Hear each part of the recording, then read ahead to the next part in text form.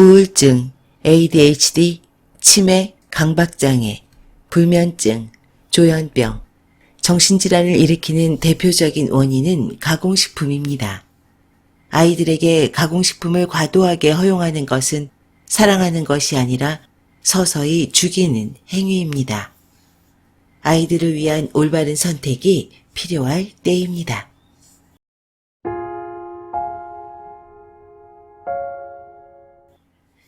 건강한 지식을 함께하는 세이버스입니다. 오늘 소개해드릴 책은 미라클 브레인푸드, 저자 우마나이두가 쓰고 북라이프에서 펴냈습니다. 음식과 정신건강의 상관관계를 보여주는 상황은 매우 흔합니다. 많은 사람이 중요한 발표를 앞두고 극심한 스트레스에 시달린 나머지 갑작스러운 복통을 경험하곤 합니다. 패스트푸드를 먹고 전에 없던 우울감을 느끼는 사람도 있습니다. 그렇다면 도대체 왜 음식이 우리의 멘탈을 회복시키거나 또는 악화시키는 걸까? 이 질문에 대한 해답이 바로 이 책입니다. 저자 소개 우마나이두, 정신과 전문의, 요리사, 그리고 영양 전문가다. 하버드 의대 졸업 후 전임의 수련 과정을 거쳤다. 코넬 대학교에서 영양학을 공부하기도 했다. 독특한 이력을 바탕으로 미국 최초로 매사추세츠 종합병원의 영양 및 생활정신의학 프로그램을 개설한 저자는 현재 책임자로 일하며 정신질환을 앓고 있는 환자들에게 영양학적 치료법을 안내한다. 음식이 현대인의 정신건강에 미치는 영향을 알리는 활동에 매진 중이다. 이제 책의 일부를 발췌해서 읽어드리겠습니다. 오늘은 이 책의 2장, 우울증, 프로바이오틱스, 오메가3, 지중해식 식이요법을 중심으로 읽어드리겠습니다. 선생님, 음식이야말로 만병통치약이라는 게 정말 맞는 말인가요? 테드는 나와의 첫 만남에서 이렇게 물었다. 성공한 사업가인 39세 테드는 자신의 몸무게에 만족하지 못했고 회사에서는 물론 집에서도 끊임없이 책임감에 시달리며 스트레스를 받았다. 그는 일과를 수행할 수는 있었지만 늘 우울했다. 매일 밤 오랜 업무 끝에 집으로 돌아오면 저녁을 먹은 뒤 곧바로 아이스크림 한 통을 먹어치웠다. 그리고 뉴스를 보면서 아무 생각 없이 초콜릿을 우물거리거나 아이들 간식을 넣어두는 찬장에서 손에 잡히는 무엇이든 꺼내 삼켰다. 테드가 건강검진을 받으며 이런 증상에 대해 털어놓자 그의 주치의는 항우울제인 프로작 복용을 권했다. 테드는 항우울제를 먹는 것 자체에 거부감은 없었지만 약을 복용하기 전에 우울감을 개선해줄 다른 방법들, 예컨대 식단 조절 전략을 시도해보고자 했다. 그가 나를 찾은 이유도 이 때문이었다. 테드는 몸에 안 좋은 음식으로 우울한 기분을 쫓아내자는 유혹이 얼마나 강력한지 잘 알고 있다는 나의 위로에 놀란 듯했다. 나는 의사이기 전에 나 역시 한 명의 인간인지라 감정적 폭식의 유혹에 대해 익히 알고 있다. 하지만 나는 이 행동이 일시적으로 기분을 좋게 만들지는 몰라도 그 행복이 오래 지속되지 못한다는 것 또한 알고 있다. 정크푸드를 먹으며 안 좋은 기분을 날려버리면 언젠가 신체적으로는 심리적으로는 반드시 그 대가를 지불해야 한다. 테드가 우울증으로 인한 과식 때문에 치러야 했던 대가는 명백했다. 평소 끼니는 건강하게 챙겨 먹으려 노력했음에도 불구하고 몸무게가 13kg 넘게 불어난 것이다. 심리적 대가는 그보다 훨씬 혹독했다. 테드는 맛있는 음식 덕분에 우울증을 타파하고 있다고 생각했지만 사실 그 음식이 증세를 더욱 악화시키고 있었다. 한 가지 사실이 있었다. 음식이 곧 효과적인 치료제가 될 수 있다는 점이다. 올바른 식사를 선택한다면 음식은 거의 모든 문제를 해결할 수 있다. 자신에 대한 것은 물론이고 삶에 대한 태도나 감정까지도 말이다. 이번 장에서는 음식이 어떻게 기분을 좋게 하거나 망칠 수 있는지 심도 있게 살펴보고 최고의 행복을 찾기 위해서는 어떻게 먹는 것이 바람직한지를 알아보겠다. 우울증과 장. 스트레스는 하늘을 찌르고 기분은 바닥을 칠 때 음식을 먹어서 안정을 찾으려는 충동은 지극히 자연스러운 반응이다. 다들 테드처럼 기분이 우울할 때 소파에 파묻혀 초코바나 아이스크림 혹은 감자칩 봉지를 쥔 채 TV 시청에 빠졌던 경험이 있지 않을까. 2018년 우울감을 겪는 대학생을 대상으로 한 횡단 연구 결과 응답자의 30.3%가 튀긴 음식을, 49%가 감미료가 든 음료수를, 51.8%가 달콤한 음식을 일주일에 2번에서 7번까지 먹었다고 응답했다. 특히 여성의 경우 우울증을 겪을 때 건강에 안 좋은 음식을 훨씬 많이 찾는 것으로 밝혀졌다.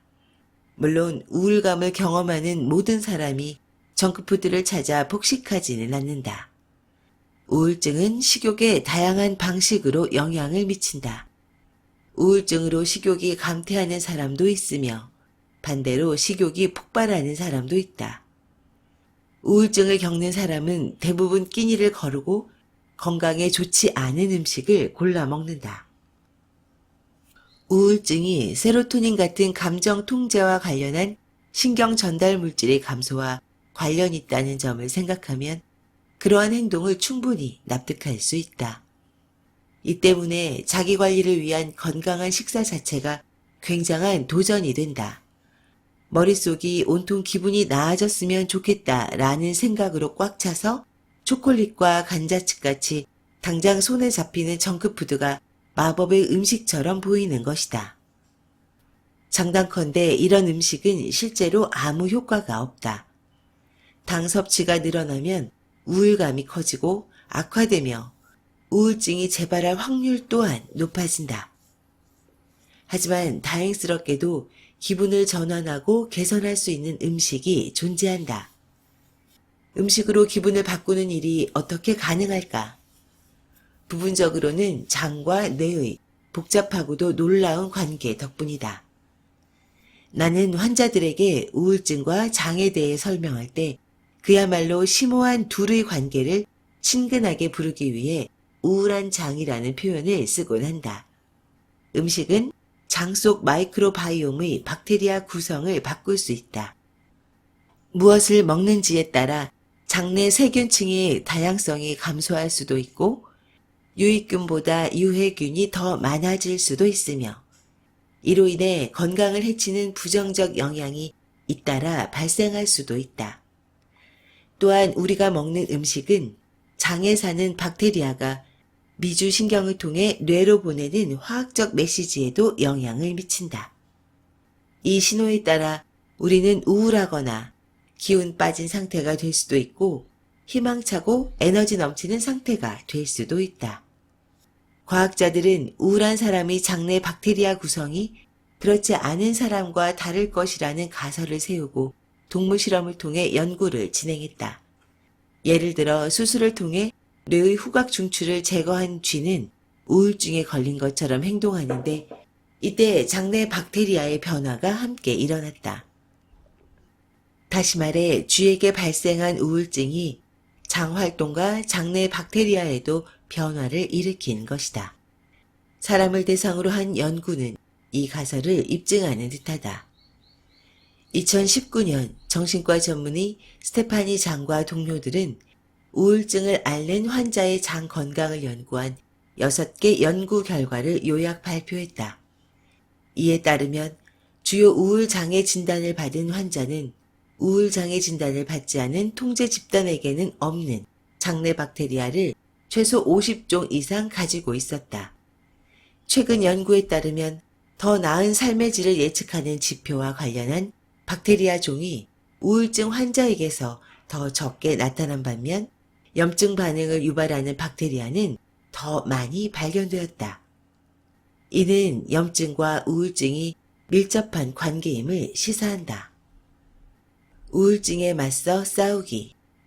장에서 시작된 우울증으로 고생하고 있다면 장내 마이크로바이옴을 회복해 건강한 정신 상태를 되찾을 수도 있지 않을까?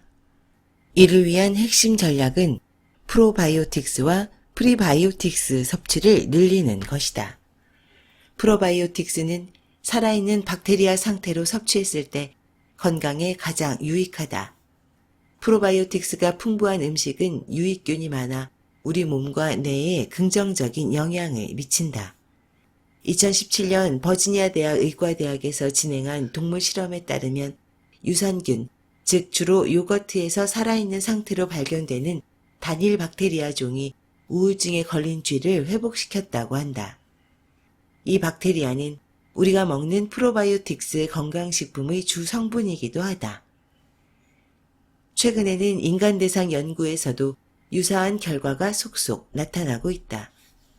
프리바이오틱스는 본질적으로 유익균의 먹이다. 또한 인간은 소화할 수 없지만 장내 박테리아는 소화할 수 있는 특정 종류의 섬유소이기도 하다. 프로바이오틱스의 효과를 높이기 위해서는 장내에 이들의 먹이인 프리바이오틱이 있어야 한다. 프로바이오틱스는 프리바이오틱스를 소화시켜 단사슬 지방산으로 만드는데 이 물질은 장염증을 줄이고 암세포의 성장을 막으며 건강한 세포의 성장을 돕는다. 2010년 미카엘 메사우디와 동료들은 건강한 남녀 55명을 임으로 나눠 일부에게는 프로바이오틱스를, 나머지에게는 가짜 약을 30일 동안 섭취하게 했다. 참여자들은 실험 전후로 자신의 기분에 대한 설문지를 작성했고 체내 주요 스트레스 호르몬인 코르티솔 수치 조사를 위한 소변 검사를 받았다. 그 결과 프로바이오틱스를 섭취한 그룹은 위약을 섭취한 집단에 비해 낮은 우울감을 보고했으며 소변에서 검출된 코르티솔 수치도 낮았다. 즉 이들의 뇌는 덜 우울했고 동시에 스트레스도 덜 느꼈던 것이다. 왜 이런 결과가 나타났을까? 특정 장내 박테리아는 뇌 속 화학 물질 수치를 높이는데 이로써 우울증 및 기타 정신질환이 더욱 빠르게 호전되기 때문이다. 프로바이오틱스는 영양제로 섭취할 수 있지만 음식을 통해 유익한 세균의 양을 늘리는 편이 더 바람직하다. 살아있는 배양균이 포함된 요거트는 프로바이오틱스를 섭취할 수 있는 가장 좋은 음식 중 하나다. 로사는 내 환자 중 프로바이오틱스의 힘을 가장 잘 보여준 인물이다. 로사는 월스트리트 저널에 실린 프로바이오틱스 특집 기사에서 영양정신의학에 관한 내 연구 내용을 읽고 자신의 호흡기 내과 담당이에게 나를 소개해달라고 부탁했다. 그녀는 심각한 천식을 앓고 있었고 온갖 극심한 세균성, 바이러스성, 곰팡이성, 흉부 감염으로 고통받았으며 병원을 제집 드나들듯 했다. 그동안 여러 가지 항생제와 약물 치료를 받았는데 그로 인해 자신의 마이크로바이옴이 손상됐다고 믿고 있었다. 불치병에 걸리지는 않았지만 몹시 쇠약해진 로사는 감정 고갈 상태에 빠져 살아야 할 가치를 못 느끼고 있었다. 입맛도 없었고 체중도 줄었으며 치료를 받을 때 병원 밥을 먹는 것도 고역이었다. 다양한 폐 감염 때문에 복용해왔던 약물이 마이크로바이옴을 망쳐놓았을 확률이 높았기 때문에 그녀에게 매일 프로바이오틱스와 프리바이오틱스가 모두 풍부하게 포함된 음식을 일러두었다. 로사는 아침 메뉴에서 초콜릿 크루아상을 빼고 대신 베리와 시나몬, 꿀을 뿌린 그릭 요거트를 먹었다. 점심으로는 내가 알려준 레시피를 따라 케피르를 활용해 직접 만든 크리미한 샐러드 드레싱에 콩과 민들레잎, 방울무를 곁들여 먹었다. 모든 채소 음식에 양파와 마늘을 반찬처럼 추가해 먹었으며 스프에는 리크를 곁들였다. 콤부차도 마시기 시작했고 저녁 역시 내 레시피대로 미소된장을 바른 고구마를 연어 구이와 함께 먹었다. 그녀는 미소된장에 빠져 이를 매일 먹는 채소 반찬에 활용했는데 결과적으로 또 다른 프로바이오틱스 식품을 더한 셈이 됐다. 그녀의 마이크로바이옴이 회복하기까지는 어느 정도 시간이 걸리긴 했지만 함께 식단 조절을 시작한 지 2, 3주 정도 지나자 로사는 더 밝아졌고 피로감도 덜했으며 멍했던 기분도 훨씬 나아졌다. 활기를 되찾았고 더 건강한 식습관을 유지했으며 그 애는 감염으로 더는 입원하지 않았다. 그녀가 더 이상 우울하지 않으며 자기 자신을 되찾은 것 같다고 말했다는 점이 가장 기뻤다. 지금까지 미라클 브레인푸드의 일부를 발췌해서 읽어드렸습니다. 저자가 안내하는 음식들을 살펴보도록 하겠습니다. 우울증을 극복할 때 먹어야 할 음식, 프로바이오틱스, 생균 요거트, 템페, 미소된장, 김치, 콤부차, 버터밀크, 일부 치즈. 프리바이오틱스, 콩류, 귀리, 바나나, 베리류, 마늘, 양파, 민들레 잎, 돼지 감자 등. 저당지수 탄수화물, 현미, 퀴노아, 스틸컷 오트밀, 치아씨. 중당지수 음식, 꿀, 오렌지 주스, 통곡물 빵. 건강한 지방, 올리브유 같은 단일 불포화 지방, 견과류, 아보카도. 오메가3 지방산, 생선, 특히 지방질이 풍부한 연어, 고등어, 참치, 청어, 정어리 등. 각종 비타민 보충제와 미네랄 및 미량 영양소 섭취에는 향신료, 사프란, 강황, 오레가노, 허브는 라벤더, 시계초, 캐모마일. 피해야 할 음식, 설탕, 과자류, 사탕, 탄산음료, 설탕이나 액상과당으로 단맛을 낸 모든 음식, 고당지수 탄수화물, 흰빵, 흰쌀, 감자, 파스타, 그 밖에 정제 밀가루로 만들어진 모든 음식, 인공 감미료, 아스파탐이 특히 해롭지만 사카린, 스크롤로서, 스테비아도 주의가 필요. 튀긴 음식, 감자튀김, 치킨, 해산물 튀김, 그 밖에 기름에 튀긴 모든 음식. 나쁜 지방, 마가린, 쇼트링, 트랜스 지방은 반드시 피하고 채소유나 옥수수유, 해바라기유, 홍화유 등 오메가6 지방산은 적정량만 섭취. 질산염, 식품 첨가물이 들어있는 베이컨, 살라미, 소시지, 그 밖에 염장, 육류. 우리가 먹는 음식은 자신의 정신건강에 강력한 영향을 미칩니다. 인간의 장은 제2의 뇌라고 합니다. 진화심리학적으로 장은 제1의 뇌입니다. 모든 생명체는 뇌가 먼저 만들어지는 것이 아니라 장이 먼저 만들어집니다. 그래서 단세포들은 장이 두뇌의 역할을 합니다. 이러한 진화적 측면에서 장의 건강 상태가 직접적으로 뇌의 감정과 상태에 영향을 미치는 겁니다. 100조가 넘는 미생물들이 우리의 감정에 영향을 미친다는 사실이 신기하지 않으신가요? 요즘 아동 청소년들에게서 주의력 결핍 과잉 행동장애 ADHD 문제가 많이 보도되고 있습니다. 이러한 질병들의 창궐은 가공음식의 성장과 맥락을 함께하고 있습니다. 또한 불안증, 치매, 강박장애, 불면증, 조현병 등도 영향을 받고 있습니다. 이러한 질병들의 공통적인 원인은 바로 인슐린 저항성입니다. 과도한 정제탄수화물 섭취로 인한 과도한 인슐린 분비는 뇌세포의 이상을 초래하고 있는 겁니다. 아이들에게 가공식품을 과도하게 허용하는 것은 사랑하는 행위가 아니라 그 반대의 행위입니다. 아이들을 위한 올바른 선택이 필요할 때입니다.